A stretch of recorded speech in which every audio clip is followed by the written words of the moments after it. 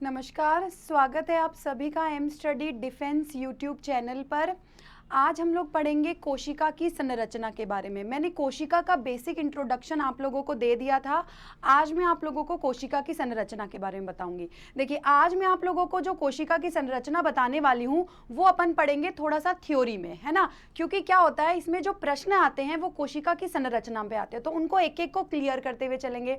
साथ ही में कल मैं आपको ये जो कोशिका है उसको डायग्राम से समझाऊंगी। मैं प्रयास करूंगी कि ऐसा डायग्राम आप लोगों के लिए लेके आऊं जो आप लोगों के लिए समझना बहुत ही आसान हो। और डायग्राम के साथ साथ क्या होगा, आपका रिवीजन भी हो जाएगा फिर से। लेकिन डायग्राम जानने से पहले एक बार आप सभी चीजों के बारे में जान लेंगे कोशिका के, तो आपको डायग्राम भी बहुत अच्छे से समझ में आएगा। चलिए आइए अपन देखते हैं। पहली चीज, अगर अपन कोशिका की बात करते हैं, ठीक है, तो कोशिका में मैंने आप लोगों को बताया था कि कोशिका जो है वो 3 भागों में विभाजित होती है। ठीक है, पहला भाग तो इसका क्या होता है, आपका कोशिका झिल्ली, जो कि इसका बाह्य आवरण होता है। ये होता है आपका कोशिका झिल्ली तथा कोशिका भित्ति। अब देखिए, मैं आपको पहले भी बता चुकी हूं कि कोशिका झिल्ली और कोशिका भित्ति, तो इसमें क्या होता है अभी अपन इसको डिटेल में भी पढ़ेंगे। लेकिन कोशिका झिल्ली जो है वो आपकी कौन सी में पाई जाती है, ये आपकी जंतु कोशिका और पादप कोशिका दोनों में पाई जाती है। साथ ही में अगर मैं कोशिका भित्ति की बात करूं तो ये किस में पाई जाती है, ये सिर्फ और सिर्फ पादप कोशिकाओं में पाई जाती है। लेकिन इसका अपवाद भी मैंने आप लोगों को बताया था। इसका अपवाद क्या है, नीले हरे शैवाल, इसका अपवाद बताया था। कुछ आपके जंतु कोशिकाएं होती हैं, जैसे कौन से, नीले हरे शैवाल, ठीक है ना, और कुछ जीवाणुओं में जो है वो आपकी कोशिका भित्ति जो है वो पाई जाती है। ठीक है ना। अब देखिए, थोड़ा सा मैं इसको इंग्लिश में भी ट्रांसलेट कर देती हूँ। कोशिका झिल्ली का मतलब होता है सेल मेम्ब्रेन, और कोशिका भित्ति का मतलब होता है आपका सेल वॉल। ये जो सेल मेम्ब्रेन है इसे प्लाज्मा मेम्ब्रेन भी कहा जाता है, ठीक है ना। और कोशिका भित्ति को बोला जाता है सेल वॉल। तो ये जो सेल वॉल होती है वो किस में होती है, आपकी प्लांट सेल में प्रेजेंट होती है। और इसके कुछ एक्सेप्शंस हैं, कुछ एनिमल सेल्स ऐसी हैं जिनमें कि ये सेल वॉल पाई जाती है। वो कौन से हैं, हरे नीले शैवाल या फिर कुछ जीवाणु। साथ ही में आपकी जो सेल मेम्ब्रेन है वो आपकी प्लांट सेल और एनिमल सेल दोनों में ही पाई जाती है। अभी अपन इसको डिटेल में पढ़ेंगे। दूसरे पार्ट की बात करें हम कोशिका के, तो दूसरा पार्ट क्या होता है कोशिका का, कोशिका का दूसरा पार्ट है आपका केंद्रक। ठीक है, केंद्रक के बारे में भी अपन डिटेल में पढ़ेंगे, केंद्रक, ठीक है। और तीसरा जो पार्ट है आपका कोशिका का, वो क्या है आपका तीसरा पार्ट, ये है आपका कोशिका द्रव्य। क्या है आपका, कोशिका द्रव्य। ठीक है, अब इन सभी चीजों के बारे में अपन डिटेल में पढ़ेंगे। तो आप केंद्रक को कहा जाता है न्यूक्लियस, और कोशिका द्रव्य जो है वो आपका क्या हो जाता है, साइटोप्लाज्म हो जाता है। ठीक है, अब अपन इनको डिटेल में करते हुए चलते हैं, ठीक है, ताकि हमें अच्छे से समझ आ जाए। आइए अपन सबसे पहले बात करते हैं कोशिका भित्ति। तो देखिए, मैंने एक डायग्राम आप लोगों के लिए बनाया है जिससे कि आपको बहुत आसानी से याद हो जाएगा, रटने की जरूरत नहीं है। कोशिका भित्ति की बात करें तो कोशिका भित्ति आपकी क्या होती है, सेल वॉल। पहले सेल वॉल समझाती हूँ, फिर मैं आप लोगों को सेल मेम्ब्रेन भी समझा दूंगी साथ में। ठीक है, अब ये जो आपकी सेल वॉल होती है, ठीक है, ये आपकी जो है वो शैवाल और हरित पादपों में, ठीक है ना, शैवाल और हरित पादपों में ये जो आपकी सेल वॉल होती है, कोशिका भित्ति होती है, ये सेल्यूलोज की बनी हुई होती है। साथ ही में कीटो एवं ईस्ट की बात करें तो ये किसकी बनी हुई होती है, काइटिन की बनी हुई होती है। और साथ ही में अगर जीवाणु और कवकों की बात करें तो वहां किसकी बनी हुई होती है, ये कार्बोहाइड्रेट की बनी हुई होती है। 3 चीजें तो ये हो गई। अब ये जो कोशिका भित्ति होती है, इसका कार्य क्या होता है, कोशिका भित्ति का कार्य क्या होता है, ये पादप को यांत्रिक सहारा प्रदान करती है। क्या देती है, मैकेनिकल सपोर्ट जो है ये आपका प्लांट को प्रोवाइड कराती है, यांत्रिक सहारा देती है। ठीक है, साथ ही में कुछ पौधों की कोशिका भित्ति में सेल्यूलोज के साथ लिग्निन भी पाया जाता है, ये भी याद रखिएगा। कुछ पादप ऐसे होते हैं जिनकी कोशिका भित्ति में आपका क्या पाया जाता है, लिग्निन नाम का एक सब्सटेंस पाया जाता है। ये लिग्निन क्या करता है, ये आपकी कठोरता प्रदान करता है। क्या प्रदान करता है, कठोरता। या आप ये भी कह सकते हैं कि ये आपका यांत्रिक सहारा भी देता है, मैकेनिकल सपोर्ट भी आपका देता है। ठीक है, इसके बाद अगर अपन बात करें किसकी, अगर अपन इसके बाद बात करें किसकी, कोशिका झिल्ली की, तो ये जो कोशिका झिल्ली है जिसे कि अपन सेल मेम्ब्रेन या प्लाज्मा मेम्ब्रेन कहती है, ये क्या करती है, ये कोशिकांगों को बाहरी आघातों से सुरक्षित रखती है। क्या करती है ये, बाहरी आघातों से कोशिकांगों को बाहरी आघातों से सुरक्षित रखती है। दूसरी चीज ये क्या करती है, दूसरी चीज ये करती है कि ये क्या करती है, कोशिका के अंदर के वातावरण को संतुलित करती है। क्या करती है, कोशिका के अंदर के वातावरण को क्या करती है, ये आपकी संतुलित करती है। ठीक है, साथ ही में ये जो कोशिका झिल्ली होती है ये कैसी होती है, ये बहुत इंपॉर्टेंट है, ये होती है आपकी अर्धपारगम्य। कैसी होती है, अर्धपारगम्य। इंग्लिश में इसे बोला जाता है सेमी परमेबल। क्या बोला जाता है, सेमी परमेबल। यानी ये क्या करती है, कुछ ही सब्सटेंस ऐसे होते हैं, कुछ ही पदार्थ ऐसे होते हैं जिनको अंदर या बाहर जाने देती है, सेलेक्टिव सब्सटेंसेस को अंदर या बाहर आने देती है। तो ये आपका इसके अंदर क्या था, महत्वपूर्ण था। ठीक है, तो कोशिका झिल्ली और कोशिका भित्ति, दोबारा बता देती हूं मैं आपको। कोशिका झिल्ली जो है वो आपकी क्या करती है, बेसिकली बाहरी आघातों से बचाती है, साथ ही में वातावरण, सेल के अंदर के वातावरण को संतुलित रखती है। ठीक है, और साथ ही में कैसी होती है, ये अर्धपारगम्य होती है। और ये किसकी बनी हुई होती है, ये बनी हुई होती है फॉस्फोलिपिड। देखिए एक नाम है आपका, फॉस्फोलिपिड की बनी हुई होती है। किसकी बनी हुई होती है, फॉस्फोलिपिड की जो है ये बनी हुई होती है। ठीक है ना। अच्छा, साथ ही में कभी कभार ये भी बोला जाता है कि जो ये कोशिका झिल्ली है प्रोटीन और लिपिड्स की भी बनी हुई होती है। तो आप देखिएगा आपके एग्जाम में ऑप्शन क्या आता है, अगर फॉस्फोलिपिड दिया हुआ है तो वह सही उत्तर है, और अगर फॉस्फोलिपिड की जगह आपको प्रोटीन और लिपिड्स दिया हुआ है तो वह भी सही उत्तर है। ठीक है, तो ये तो आपकी बात हो गई कोशिका झिल्ली की। ठीक है, अब मैंने आपको कोशिका भित्ति के बारे में बता दिया। ठीक है, कि कोशिका भित्ति जो है, ठीक है, उसमें मैंने आपको बता दिया किस किस प्रकार के जीवों में किस किस प्रकार के मटेरियल से ये बनी हुई होती है। साथ ही में कोशिका भित्ति के बारे में एक बात और है, ये अपारगम्य होती है। क्या होती है, अपारगम्य। अपारगम्य मतलब ये किसी भी सब्सटेंस को अंदर नहीं आने देती और ना ही बाहर जाने देती है। तो ये कैसी होती है, अपारगम्य होती है। ठीक है, अब ये हो गया आपका कोशिका भित्ति और कोशिका झिल्ली के बारे में। अब देखिए अपन नेक्स्ट चलते हैं हमारे जीव द्रव्य के बारे में। तो मेरे ख्याल से कोशिका भित्ति और कोशिका झिल्ली के बारे में जितने भी महत्वपूर्ण पॉइंट थे जो आपकी परीक्षाओं में आ सकते हैं वो मैंने करवा दिए हैं। ठीक है, अब अपन जीव द्रव्य की बात करते हैं। तो जीव द्रव्य को इंग्लिश में बोलते हैं प्रोटोप्लाज्म। क्या बोला जाता है, इसको बोला जाता है आपका प्रोटोप्लाज्म। साइटोप्लाज्म, प्रोटोप्लाज्म, न्यूक्लियोप्लाज्म, तीन होते हैं, अभी डिटेल में समझाऊंगी। तो जीव द्रव्य जो होता है वो आपका होता है प्रोटोप्लाज्म। ये किससे मिलके बना होता है, एक तो बनता है ये कोशिका द्रव्य से और एक बनता है ये केंद्रक द्रव्य से। कोशिका द्रव्य को इंग्लिश में बोला जाता है साइटोप्लाज्म। क्या बोला जाता है, साइटोप्लाज्म। और केंद्रक द्रव्य को क्या बोला जाता है, केंद्रक द्रव्य को बोला जाता है आपका न्यूक्लियोप्लाज्म। ठीक है, तो आपका जो जीव द्रव्य है वो कोशिका द्रव्य और केंद्रक द्रव्य से मिलकर बना हुआ होता है। ठीक है, अगर अपन जीव द्रव्य की बात करें कि जीव द्रव्य में क्या क्या पाया जाता है, तो देखिए पहली बात तो जीव द्रव्य में 80% जल पाया जाता है। कितने प्रतिशत जल पाया जाता है, 80% आपका जल पाया जाता है। साथ ही में और 80% तो जल होता ही होता है। अब इसके अलावा अगर अपन बात करें कि कोशिका द्रव्य में कौन कौन सी चीजें पाई जाती है जल के अलावा, तो देखिए 20% आपका कार्बन पाया जाता है, 10% आपका हाइड्रोजन पाया जाता है, 8% आपका नाइट्रोजन पाया जाता है और 62% जो है वो आपका क्या पाया जाता है, ऑक्सीजन पाया जाता है। तो ये आपके एग्जाम में पूछा जा सकता है। तो जीव द्रव्य में ध्यान रखिएगा 80% आपका जल होता है तथा इसमें क्या होता है 20% कार्बन, 10% हाइड्रोजन, 8% नाइट्रोजन और 62% जो है वो आपका क्या पाया जाता है, ऑक्सीजन पाया जाता है। ठीक है, ये आपका जीव द्रव्य होता है। अब अगर अपन जीव द्रव्य के महत्वपूर्ण चीजों के बारे में बात करें जो कि आपसे परीक्षाओं में पूछे जाते हैं, देखो सबसे पहले चीज तो ये जीव द्रव्य की खोज किसने की, तो जीव द्रव्य की जो खोज की थी वो आपकी किसने की थी, फेलिक्स डुजार्डिन ने। किसने की थी, आपकी फेलिक्स डुजार्डिन ने जीव द्रव्य की खोज की थी। अच्छा, इसको नामकरण किसने किया, भाई इसको किसने नाम दिया था, जीव द्रव्य यानी प्रोटोप्लाज्म का नाम इसको किसने दिया था, तो वो दिया था जे.ई. पुरकिंजे ने जो है वो इसे प्रोटोप्लाज्म जीव द्रव्य का नाम दिया था। ठीक है, साथ ही में इसे जीवन का आधार किसने बताया, तो जीवन का आधार जो बताया इसे वो किसने बताया था, आपका थॉमस हेक्सले ने इसे जीवन का आधार बताया था। साथ ही में अगर अपन देखें जीव द्रव्य जो मत है वो किसने दिया था, तो वो मत किसने दिया था, विलियम शुल्ज ने दिया था। अब ये थोड़ा सा आपको लगेगा कि मैम ये तो एक जीव द्रव्य के बारे में 4 वैज्ञानिक दे रखे हैं, बिल्कुल दे रखे हैं, और इसी प्रकार से परीक्षाओं में आपके प्रश्न भी पूछे जाते हैं। तो यानी और आप विश्वास नहीं करेंगे, ये जो चारों वैज्ञानिकों के नाम है ना, ये भी ऑप्शन में होते हैं। तो ये थोड़ा सा बच्चा कंफ्यूज हो जाता है यहाँ के, लेकिन आपको कंफ्यूज नहीं होना है, आपको सिंपली इस तरीके का याद रखना है। देखिए जितनी आप इमेज के फॉर्म में मेमोरी जल्दी सेव होती है दिमाग में, तो आप इस प्रकार से नोट्स बनाइए। क्या है आपका जीव द्रव्य है, इसमें 4 चीजें आपकी, एक तो इसकी खोज किसने की,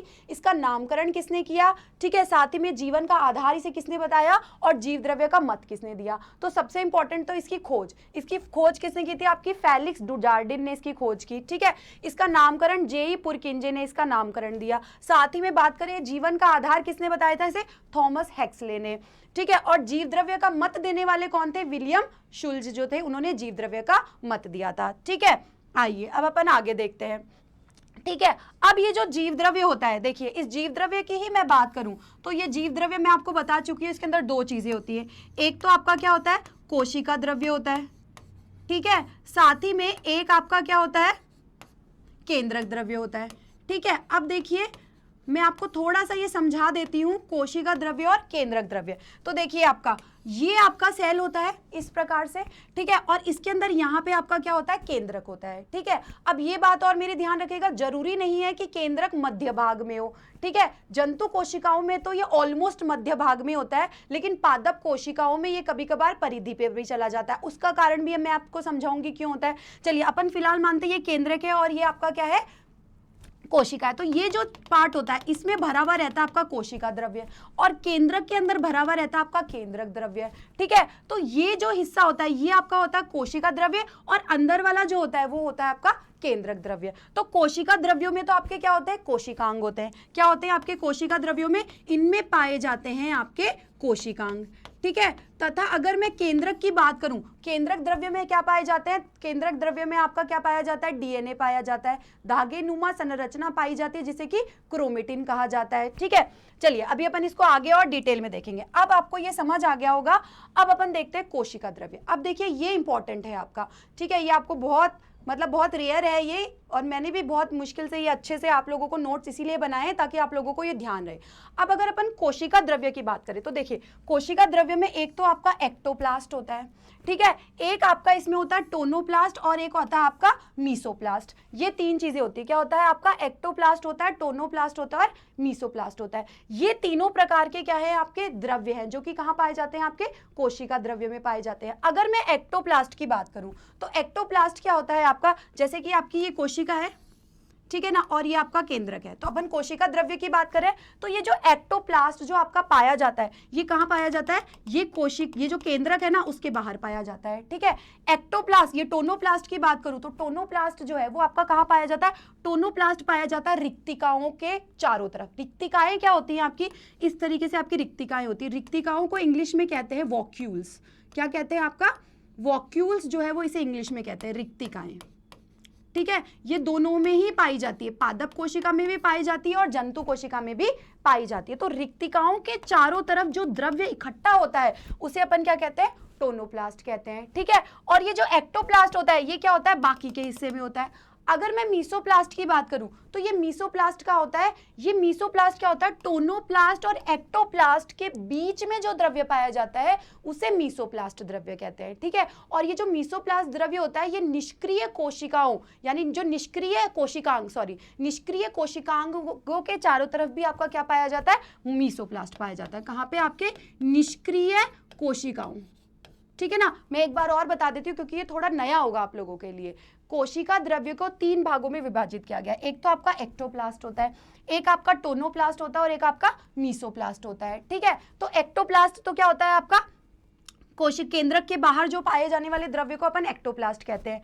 टोनोप्लास्ट किसे कहते हैं, टोनोप्लास्ट जो केंद्रक के बाहर जो रिक्तिका होती है, रिक्तिका क्या होती है आपकी, कोशिकांग होती है, उस रिक्तिका के चारों तरफ जो द्रव्य पाया जाता है उसे टोनोप्लास्ट कहते हैं। और मीसोप्लास्ट क्या कहते हैं, एक्टोप्लास्ट और आपका टोनोप्लास्ट के बीच का जो द्रव्य होता है वो आपका मीसोप्लास्ट कहलाता है। तथा मीसोप्लास्ट में आपके क्या पाए जाते हैं, निष्क्रिय कोशिकांग जो है वो आपके मीसोप्लास्ट में पाए जाते हैं, ठीक है। आइए अब अपन नेक्स्ट देखते हैं। देखिए अब नेक्स्ट अपन बात करते हैं केंद्रक की। ये तो अपन ने किसकी बात करी, कोशिका द्रव्य की। अच्छा मैं एक चीज और बता दूं, जो कोशिका द्रव्य है उसमें आपके क्या पाए जाते हैं, कोशिकांग पाए जाते हैं। कोशिकांगों में जैसे आपका अंतःप्रद्रवी जालिका आ जाती है, गोल्जी काय आ जाते हैं, ठीक है, माइट्रोकॉन्ड्रिया आ जाते हैं, लवक आ जाते हैं, रिक्तिकाएं आ जाती हैं। तो इन सबको अपन डिटेल में पढ़ेंगे, ठीक है। उससे पहले अपन थोड़ा सा केंद्रक के बारे में जान लेते हैं, फिर उधर बढ़ेंगे। चलिए अगर मैं बात करूं केंद्रक की, देखिए अगर अपन केंद्रक की बात करते हैं तो केंद्रक का खोजकर्ता कौन है, ये आपका 1831 रॉबर्ट ब्राउन ने केंद्रक की खोज की थी। ये मैं आपको पहले भी समझा चुकी हूँ। केंद्रक की खोज किसने की थी, 1831 में रॉबर्ट ब्राउन ने जो है वो केंद्रक की खोज की थी, ठीक है। अब केंद्रक के अंदर धागे नुमा संरचना पाई जाती है। कैसी पाई जाती है, धागे नुमा, केंद्रक के अंदर धागे नुमा संरचना पाई जाती है, जिसे कि कहा जाता है क्रोमेटिन। क्या कहा जाता है, क्रोमेटिन। और ये जो क्रोमेटिन का सिद्धांत है वो किसने बताया था, फ्लेमिंग ने बताया था। किसने बताया था, ध्यान रखिएगा, क्रोमेटिन के बारे में किसने बताया था, आपका फ्लेमिंग ने बताया था, ठीक है। अब अगर अपन बात करें कि अपन ये देखते हैं कि प्राय सभी कोशिकाओं में क्या पाया जाता है, आपका केंद्रक पाया जाता है। मैंने केंद्रक के बेसिस पे दो बताई थी आपको, एक तो बताई थी मैंने प्रोकैरियोटिक, एक मैंने बताई थी यूकैरियोटिक, याद होगा आपको, जिसमें मैंने बताया था कैरियोटिक वर्ड को अलग कर लो। कैरियोटिक का मतलब होता है नाभिक, प्रो मतलब होता है क्या, एब्सेंट, अनुपस्थित, और यू मतलब क्या होता है, प्रेजेंट, उपस्थित। तो यानी कि नाभिक जिसके अंदर अनुपस्थित है वो तो प्रोकैरियोट हो गया, और नाभिक जिसके अंदर उपस्थित है वो क्या हो गया, आपका यूकैरियोटिक हो गया। तो अगर अपन बात करें, केंद्रक जो है वो प्राय सभी यूकैरियोटिक कोशिकाओं में पाया जाता है।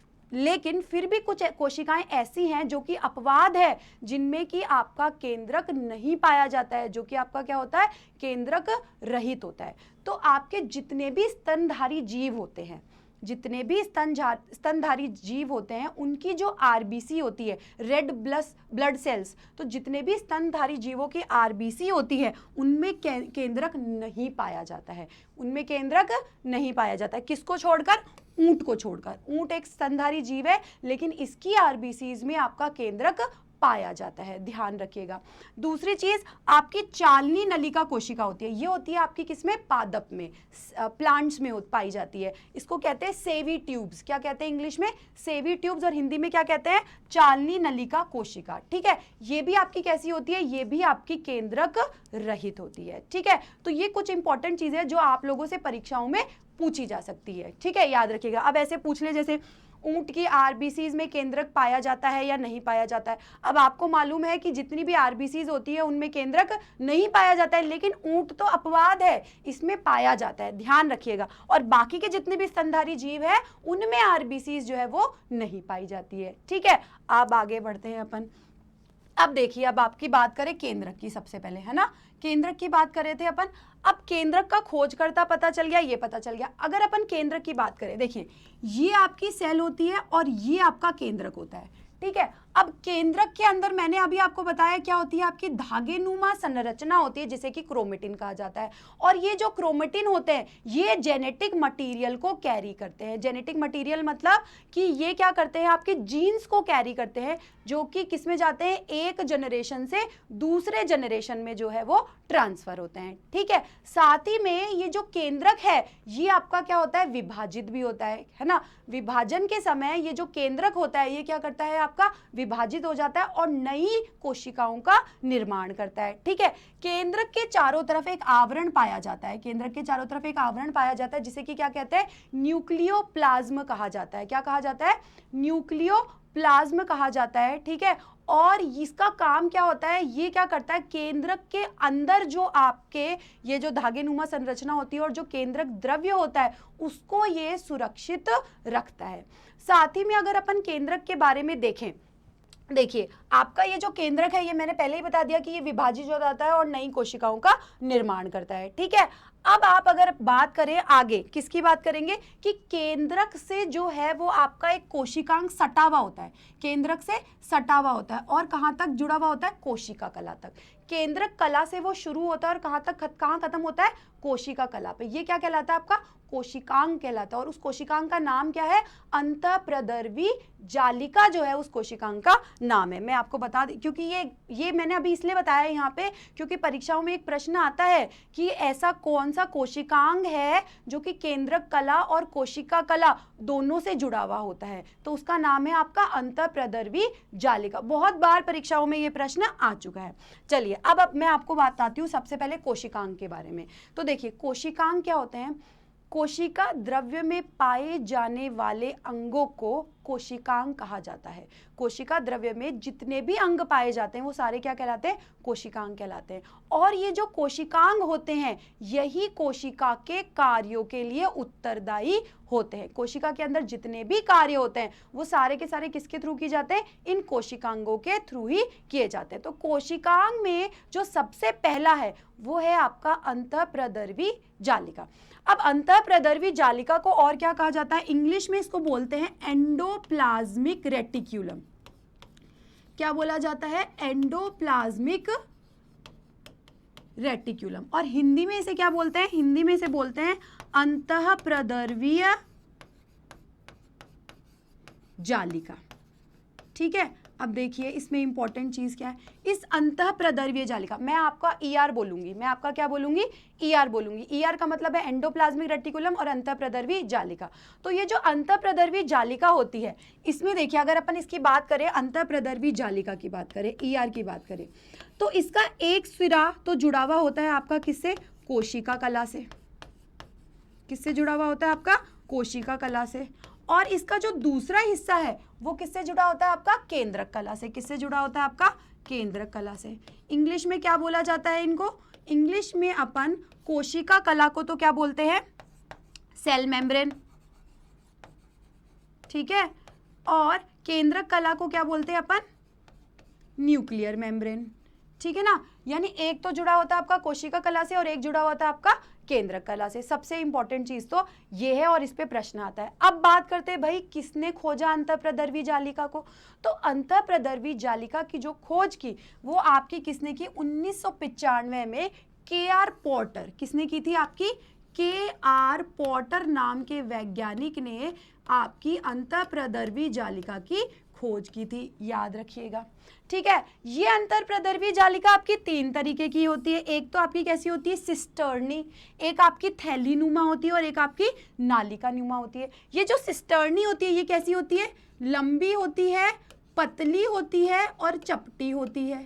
कैसी होती है, लंबी, पतली और चपटी होती है। कौन सी, आपकी सिस्टर्नी जो होती है वो इस प्रकार से होती है, कुछ ऐसे इस तरीके से होती है, लंबी, पतली और चपटी। ठीक है, बात करेंगे थैलिया। थैलिया को इंग्लिश में क्या बोला जाता है, वेसिकल। ये कैसी होती है, ये आपकी थैली नुमा होती है। कैसी होती है, ये आपकी थैली नुमा होती है। फिर बात करेंगे नलिका। नलिका कैसी होती है, ट्यूब लाइक स्ट्रक्चर होती है, नली की तरह होती है, ट्यूब्यूल्स की तरह होती है। ठीक है, तो तीन तरीके की अंतःप्रदर्वी जालिका जो है वो आपको कोशिका में देखने को मिलती है। ठीक है, अब अपन बात करते हैं कि जो ये आपकी कोशिका की ये जो आपकी होती है अंतःप्रदर्वी जालिका, ईआर। ठीक है ना, ये ईआर जो आपकी होती है ये दो भागों में विभाजित की जाती है। ईआर यानी कि अंतःप्रदर्वी जालिका एंडोप्लाज्मिक रेटिकुलम दो भागों में विभाजित की जाती है। पहला भाग तो क्या है आपकी खुरदरी अंतःप्रदर्वी जालिका। क्या होती है ये, खुरदरी। ठीक है ना, खुरदरी अंतःप्रदर्वी जालिका।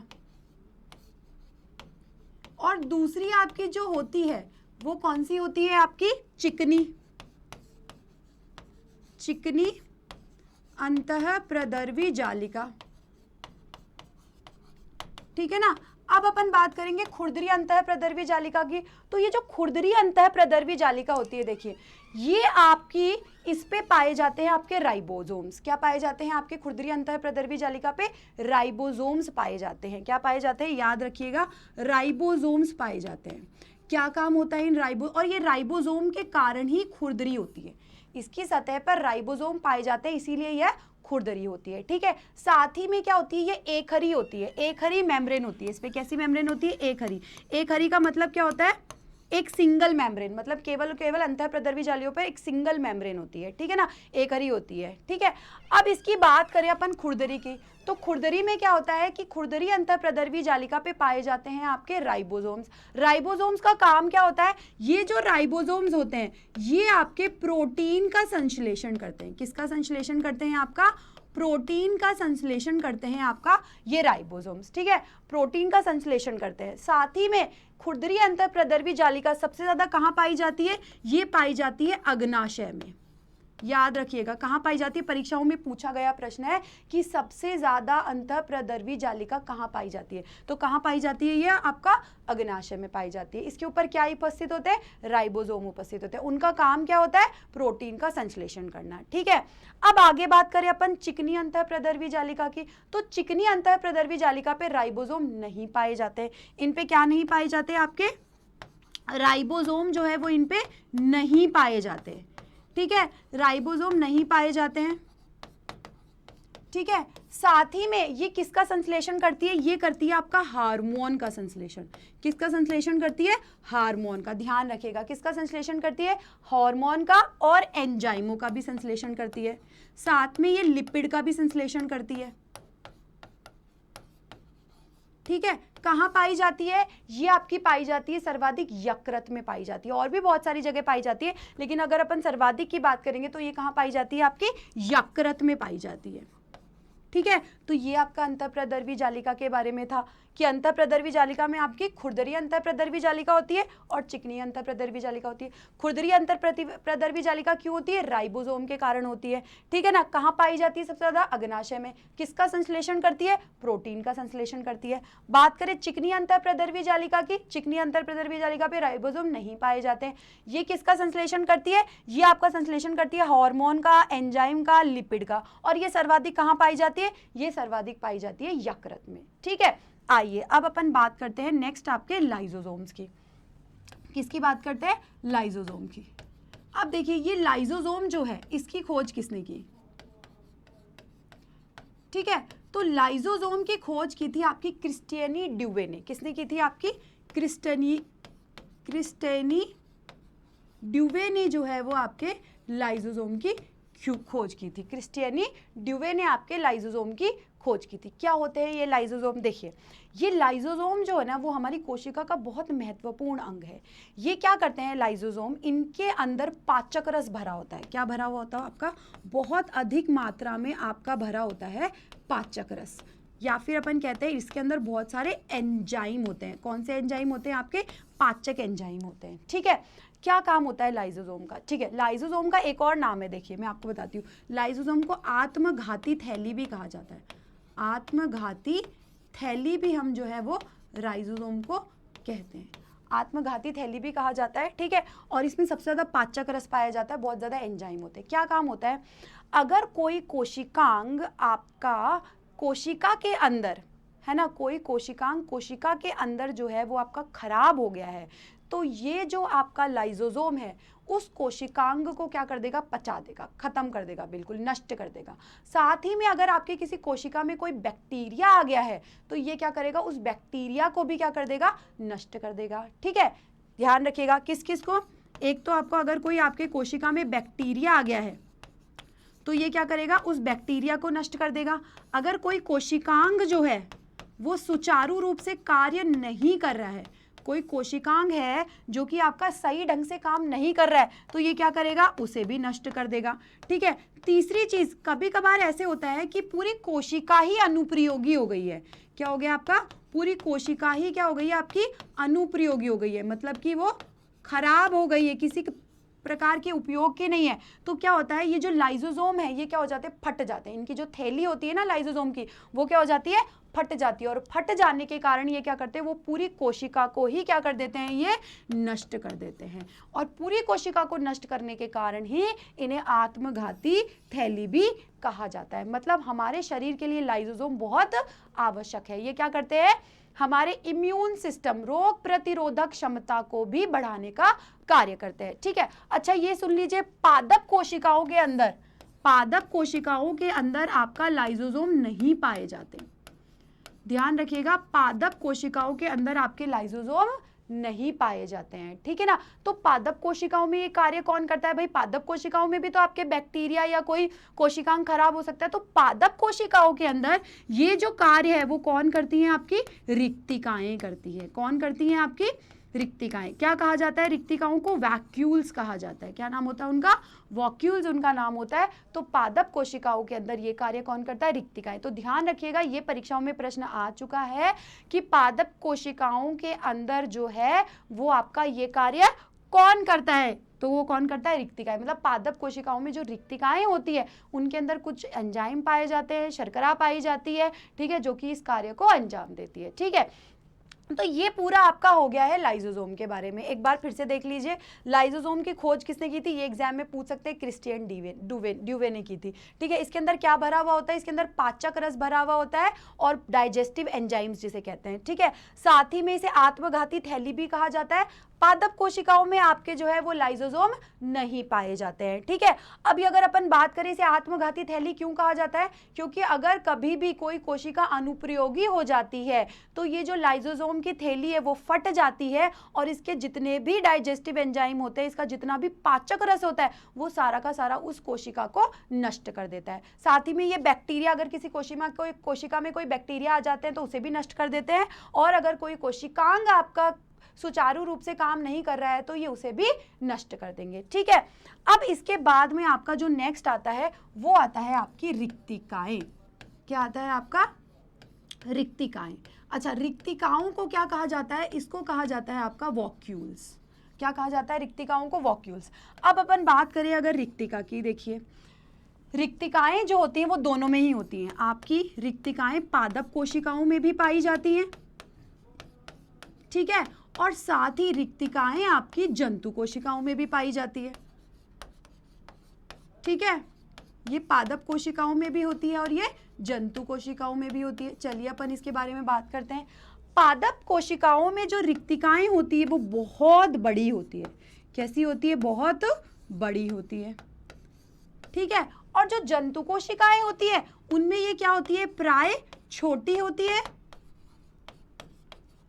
ठीक है ना, और बहुत सारी होती है। बहुत सारी भी होती है लेकिन कैसी होती है? ये छोटिकाएं होती हैं, ठीक है। रिक्तिकाएं जो होती हैं, अब मैं आपको पादप कोशिका के बारे में बताती हूँ। अगर मैं पादप कोशिका की बात करूं तो ये जो रिक्तिकाएं जो होती है ये क्या करती है? कभी कभार पादप कोशिकाओं का 90% हिस्सा जो है वो रिक्तिकाओं से भरा होता है। किससे भरा हुआ होता है? रिक्तिकाओं से भरा होता है। तो ये जो रिक्तिकाएं होती है ये पादप कोशिका के लिए बहुत महत्वपूर्ण है, क्योंकि पादप कोशिकाओं के अंदर जो रिक्तिकाएं हैं उन्हीं में सब कुछ संग्रहित किया जाता है, ठीक है। तथा इन रिक्तिकाओं में होता क्या क्या है? इन रिक्तिकाओं में देखिए क्या होता है? आपका शर्करा होता है, ठीक है। साथ ही में आपका क्या होता है? कुछ एंजाइम भी पाए जाते हैं। क्या पाए जाते हैं? एंजाइम भी पाए जाते हैं, ठीक है। याद रहेगा आप लोगों को ये, ठीक है। तो ये हो गई रिक्तिकाएं। अच्छा, एक चीज और ध्यान रखिएगा, पादप कोशिकाओं में रिक्तिकाएं इतनी बड़ी होने की वजह से इसके अंदर जो केंद्रक होता है, पादप कोशिकाओं में रिक्तिकाओं के इतना बड़ा होने की वजह से बहुत बड़ी बड़ी रिक्तिकाएं होती है। और मैं बता रही हूँ कभी कभार तो ऐसा होता है कि 90% हिस्सा कोशिका का रिक्तिकाएं ले लेती है। तो रिक्तिकाओं की वजह से पादप कोशिकाओं में जो केंद्रक होता है वो किस पे आ जाता है? कोशिका की परिधि पर आ जाता है। किस पे आ जाता है? कोशिका की परिधि पे आ जाता है। तो ये भी प्रश्न पूछा जा सकता है कि पादप कोशिकाओं के अंदर केंद्रक जो होता है वो कोशिका की परिधि पे क्यों होता है? इसका कारण होता है आपकी रिक्तिकाएं, क्योंकि रिक्तिकाएं उसमें बहुत ज्यादा स्थान को घेर लेती है, ठीक है। और रिक्तिकाएं उनका एक महत्वपूर्ण कोशिकांग भी होती है, ठीक है। तो ये हो गया आपका रिक्तिकाओं के बारे में। अब आपका बचा है, इंपॉर्टेंट बचा, देखिए एक तो आपका माइटोकॉन्ड्रिया वगैरह बचा है, वो अपन पढ़ेंगे कल की क्लास में। तो आज का अपन थोड़ा सा फटाफट 10 मिनट में एक क्विक रिवीजन ले लेते हैं ताकि आप लोगों के दिमाग में बैठ जाए। चलिए आइए स्टार्ट करते हैं अपन, ठीक है ना। फटाफट से मैं बोलती जाऊंगी, आप लोग सुनते जाइएगा जिससे कि आपका क्या हो जाए? रिवीजन हो जाए, ठीक है। मैंने आपको सबसे पहले क्या बताया था? मैंने आपको यही बताया था कि जो कोशिका की संरचना है उसको 3 भागों में विभाजित किया गया है। एक तो आपका क्या होता है? कोशिका झिल्ली या फिर कोशिका भित्ति। दूसरा आपका क्या होता है? केंद्रक। तीसरा आपका क्या होता है? कोशिका द्रव्य, ठीक है। कोशिका भित्ति और कोशिका झिल्ली में मैंने क्या बताया था? जो कोशिका झिल्ली होती है वो कैसी होती है? अर्धपारगम्य होती है, ठीक है। साथ ही में अपन ने पढ़ा था कोशिका झिल्ली किसकी बनी हुई होती है? फॉस्फोलिपिड की बनी हुई होती है। इसका कार्य क्या होता है, ये क्या करती है, कोशिकाओं को बाहरी आघातों से सुरक्षा प्रदान करती है, साथ ही में कोशिका के अंदर के वातावरण को भी संतुलित बनाए रखती है। ठीक है, अब आ जाते हैं किस पे अपन, कोशिका भित्ति पे। तो कोशिका भित्ति में देखिए ये महत्वपूर्ण चीज है जो आपको याद रखनी है। कोशिका भित्ति में क्या होता है, ये आपकी सबसे पहले तो कहाँ पाई जाती है, ये कोशिका भित्ति आपकी कहाँ पाई जाती है, पादप कोशिकाओं में पाई जाती है। और इसके अपवाद क्या है, हरे नीले शैवाल और जो जीवाणु है वो इसके अपवाद है, क्योंकि वो जंतु कोशिकाएं होती है लेकिन उनमें कोशिका भित्ति पाई जाती है। अब मैंने इसमें आपको अच्छे से दे रखा है, आप इसका स्क्रीनशॉट लेना चाहे तो वो भी ले सकते हैं, कि कोशिका भित्ति के अंदर शैवाल और हरित पादप आपके बने हुए होते हैं सेल्यूलोज के। कीटो एवं ईस्ट में जो कोशिका भित्ति पाई जाती है उसमें वो आपकी किसकी बनी होती है, काइटिन की बनी हुई होती है। साथ ही में आपका जो आपके जीवाणु और कवकों में जो कोशिका भित्ति पाई जाती है वो आपकी कार्बोहाइड्रेट की बनी हुई होती है। कुछ पौधे ऐसे होते हैं जिनकी कोशिका भित्ति में सेल्यूलोज के साथ साथ लिग्निन भी पाया जाता है, और ये लिग्निन क्या करता है, ये आपका बेसिकली कठोरता प्रदान करता है और यांत्रिक सहारा देता है। साथ ही मैंने ये भी बताया था कोशिका भित्ति जो होती है वो अपारगम्य होती है। आइए अब अपन नेक्स्ट देखते हैं। नेक्स्ट मैंने आप लोगों को क्या पढ़ाया था, जीव द्रव्य। जीव द्रव्य को इंग्लिश में कहा जाता है प्रोटोप्लाज्म। जीव द्रव्य क्या होता है, कोशिका द्रव्य और केंद्रक द्रव्य से मिलकर आपका जीव द्रव्य बनता है। इंपॉर्टेंट, ठीक है। जीव द्रव्य क्या होता है, जीवन का भौतिक आधार जो है वो क्या होता है, आपका जीव द्रव्य आ जाता है। एग्जाम में प्रश्न आता है निम्न में से जीवन का भौतिक आधार कौन सा है, तो उसमें एक ऑप्शन होता है कोशिका, जीव द्रव्य, कोशिका द्रव्य या फिर केंद्रक द्रव्य। तो आप क्या लगाएंगे, उसका सही उत्तर जीव द्रव्य। ठीक है, साथ ही में आपका मैंने ये बताया था कि जीव द्रव्य के अंदर आपका 80% क्या पाया जाता है, जल पाया जाता है, तथा 20% कार्बन, 10% हाइड्रोजन, 8% नाइट्रोजन और 62% आपकी क्या पाई जाती है, ऑक्सीजन पाई जाती है। आइए अपन नेक्स्ट बढ़ते हैं। ठीक है, नेक्स्ट उसके बाद में मैंने आपको इंपॉर्टेंट बताया था कि जीव द्रव्य की जो खोज है वो किसने की थी, वो की थी आपके फेलिक्स डुजार्डिन ने। नामकरण जेई पुरकिंजे ने किया था। किसने बताया था कि जीव द्रव्य जीवन का आधार होता है, थॉमस हेलिक्स, सबसे इंपॉर्टेंट है ये। ठीक है, और जीव द्रव्य का जो मत दिया था वो किसने दिया था, विलियम शुल्ज ने दिया था। साथ ही में आपको पता है जीव द्रव्य क्या होता है, कोशिका द्रव्य और केंद्रक द्रव्य को मिला के आपका जीव द्रव्य बनता है। अब अपन बात करें कोशिका द्रव्य की, तो कोशिका द्रव्य में क्या होता है आपका केंद्रक कला और आपकी जो कोशिका कला है उसके बीच का पूरा हिस्सा आपका कोशिका द्रव्य कहलाता है। ठीक है, और कोशिका द्रव्य में आपका क्या पाया जाता है, कोशिकांग पाए जाते हैं। ठीक है ना। अब ये जो आपके कोशिका द्रव्य इनको 3 भागों में विभाजित किया था। एक तो आपका एक्टोप्लास्ट था, टोनोप्लास्ट था और मीसोप्लास्ट था। एक्टोप्लास्ट मैंने क्या बताया था, एक्टोप्लास्ट जो है वो आपका कहाँ पाया जाता है, जो आपका केंद्रक होता है उसके बाहर। ठीक है, टोनोप्लास्ट आपका रिक्तिकाओं के चारों तरफ जो जीव द्रव्य पाया जाता है वो आपका टोनोप्लास्ट है। मीसोप्लास्ट की बात करूं तो टोनोप्लास्ट और एक्टोप्लास्ट का जो बीच का द्रव्य होता है उसे अपन मीसोप्लास्ट कहते हैं, और मीसोप्लास्ट जो है उसमें क्या पाई जाती है, आपकी निष्क्रिय कोशिकांग पाए जाते हैं, जो कि महत्वपूर्ण था। ठीक है, आगे आइए, आगे देखते हैं अपन केंद्रक। तो केंद्रक का खोजकर्ता कौन था, रॉबर्ट ब्राउन। 1831 में इसने केंद्रक को खोजा था।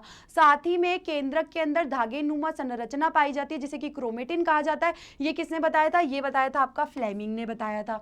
ठीक है, ध्यान रखिएगा। साथ ही में मैंने ये भी बताया था कि जो आपका केंद्रक होता है वो प्राय आपके सभी यूकैरियोटिक कोशिकाओं में पाया जाता है, लेकिन फिर भी कुछ ऐसी यूकैरियोटिक कोशिकाएं हैं जिनमें केंद्रक नहीं पाया जाता है। किनमें नहीं पाया जाता, स्तनधारी जीवों की जो आरबीसी रेड ब्लड सेल्स होती हैं उनमें आपका केंद्रक नहीं पाया जाता है। किसको छोड़कर, ऊंट, इसका एक अपवाद है। साथ ही में आपका मैंने ये बताया था चालनी नालिका कोशिका यानी कि सेवी ट्यूब्स, चालनी नलिका कोशिका, ये आपकी पादप कोशिका है, इनमें भी आपका केंद्रक नहीं पाया जाता है। ठीक है, साथ ही में आगे अपन ने क्या पढ़ा था, आगे अपन ने पढ़ लिया था अंतःप्रद्रवी जालिका। मैंने क्या बताया था, कोशिका द्रव्य के अंदर आपके कौन तैर रहे होते हैं, कोशिकांग तैर रहे होते हैं। कौन तैर रहे होते हैं, कोशिकांग। तो कोशिकांग में जो सबसे पहला और सबसे महत्वपूर्ण कोशिकांग है वो होता है आपका अंतःप्रद्रवी जालिका, क्योंकि अंतःप्रद्रवी जालिका का एक हिस्सा केंद्रक कला से जुड़ा हुआ होता है और एक हिस्सा किससे जुड़ा हुआ होता है, कोशिका कला से जुड़ा हुआ होता है। साथ ही में इसकी खोज किसने की थी, केआर पॉटर ने इसकी खोज की थी। 3 तरीके की अंतःप्रद्रवी जालिका आपकी कोशिकाओं में देखी जाती है।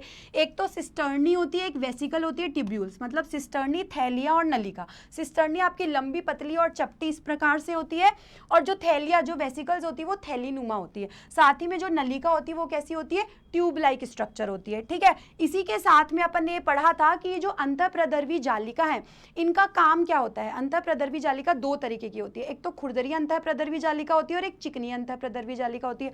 जो खुरदरी अंतःप्रद्रवी जालिका होती है उस पे राइबोसोम्स पाए जाते हैं और राइबोसोम्स का काम होता है प्रोटीन को सिंथेसाइज करना, प्रोटीन का संश्लेषण करना।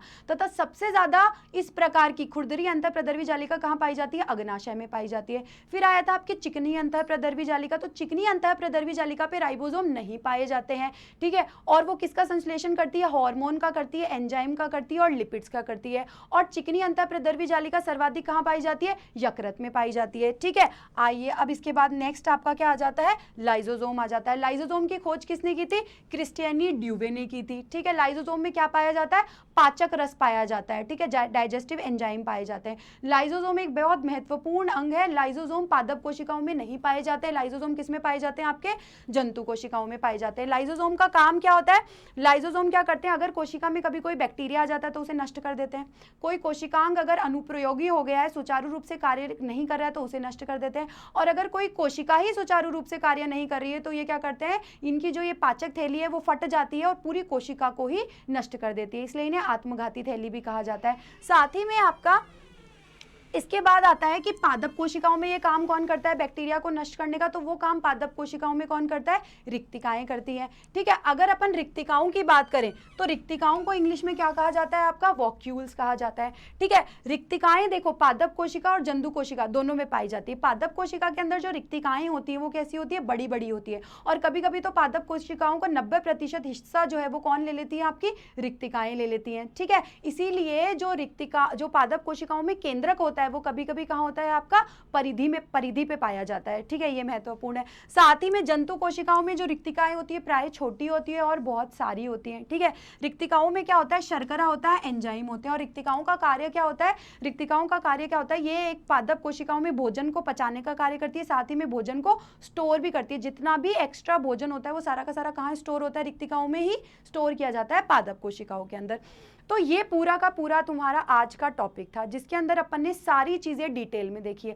अब कल हम लोग पढ़ेंगे माइटोकॉन्ड्रिया के बारे में पढ़ेंगे, ठीक है। साथ ही में माइटोकॉन्ड्रिया हो गया, लवक हो गए, ठीक है ना, इन सब के बारे में अपन कल डिटेल में पढ़ेंगे। तो कल अपन सेल की संरचना को पूरा कर लेंगे, ठीक है। अब मेरे को ये था कि मैं आपको एक चीज और बता दूं, थोड़ा सा मैं आपको सेल के डायग्राम के बारे में जानकारी दे दूं ताकि जितने भी अंग आज अपन ने पढ़े ना वो सारे के सारे अपन देख पाए। देखिए आपकी ये आपकी है कोशिका, ठीक है। चलिए मैं दो बना देती हूँ आपके लिए, एक तो पादप कोशिका बना देती हूँ और एक आपकी जंतु कोशिका बना देती हूँ, ठीक है। फिर जब अपन कल पढ़ेंगे तो इनको अपन पूरा अच्छे से पढ़ेंगे। मैं प्रयास करूंगी आप लोगों के लिए ऐसा डायग्राम लाऊं जिसमें कि मैं आपको और अच्छे से समझा सकूं, ठीक है ना।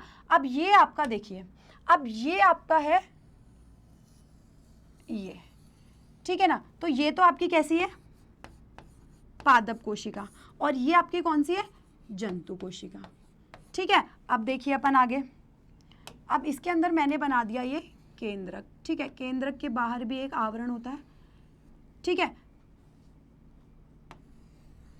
ऐसे बनाएंगे केंद्रक, ठीक है। और यहाँ पे ये केंद्रक बना दिया। अब मैंने इसको परिधि पे क्यों बनाया आप लोग समझ गए होंगे, ठीक है ना, क्योंकि पादप कोशिका है ना, पादप कोशिका में क्या होता है आपका केंद्रक परिधि पे आ जाता है क्योंकि इसके अंदर जो वॉक्यूल्स होते हैं वो क्या होते हैं आपके? बहुत बड़े बड़े होते हैं, ठीक है। आइए देखते हैं अपन, ठीक है। ये देखिए, ठीक है। और यहाँ पे भी, ठीक है। फिर अपन देखिए मैं बताती जाती हूँ आपको। ये तो मैंने क्या बनाई है आपकी, ये मैंने बनाया है आपका, बताइए, सेल मेम्ब्रेन। क्या बनाई है मैंने? ये सेल मेम्ब्रेन है, कोशिका झिल्ली। क्या है ये आपकी? कोशिका झिल्ली। यहाँ पे ये तो क्या है आपकी? ये आपकी है कोशिका भित्ति, ठीक है। और अंदर वाली जो है वो आपकी क्या है? कोशिका झिल्ली। ये आपकी कोशिका झिल्ली, ठीक है। यहाँ पे भी देखो न्यूक्लियस के बाहर भी एक आपकी झिल्ली होती है जिसे क्या बोलते हैं? केंद्रक झिल्ली भी कहा जाता है, ठीक है, न्यूक्लियर मेम्ब्रेन भी कहा जाता है, ठीक है ना। और यहाँ पे भी आपके भी बाहर सेम यही है केंद्रक झिल्ली, ठीक है। साथ ही में अंदर जो है, अंदर वाला जो है ये आपका क्या कहलाता है? केंद्रक कहलाता है, ठीक है ना। इसमें भी ये वाला हिस्सा जो है केंद्रक कहलाता है। केंद्रक में आपकी क्या होती है? धागे नुमा पाई जाती है संरचना, ठीक है ना। तो इस धागे नुमा संरचना को क्या कहा जाता है? आपका क्रोमेटिन कहा जाता है, ठीक है ना।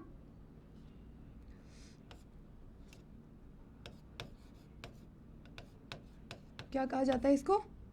क्रोमेटिन कहा जाता है। धागेनुमा संरचना को क्या कहा जाता है? क्रोमेटिन। ठीक है, इसके बाद में मैंने आपको बताया था कि देखिए ये आपका केंद्रक है, तो ये आपकी केंद्रक कला से एक हिस्सा और एक हिस्सा किससे जुड़ा होता है? आपका कोशिका कला से। ये आपका क्या होता है? ER, endoplasmic reticulum. क्या होता है? Endoplasmic reticulum. इस पे क्या होते हैं आपके छोटे छोटे छोटे छोटे इस प्रकार से क्या पाए जाते हैं? आपके राइबोसोम। तो ये कैसी हो जाएगी? खुरदरी हो जाएगी। कैसी हो जाएगी? आपकी खुरदरी। क्या कहा जाता है इनको? राइबोसोम। ठीक है, साथ ही में आपके क्या पाया जाता है? इसमें एक आपका लाइजोसोम और पाए जाते हैं। तो लाइजोसोम आपके कैसे होते हैं? थैलीनुमा होते हैं। लाइजोसोम, इनमें लाइजोसोम नहीं पाए जाते, इनमें क्या पाई जाती है? उसकी जगह में वैक्यूल्स पाए जाते हैं।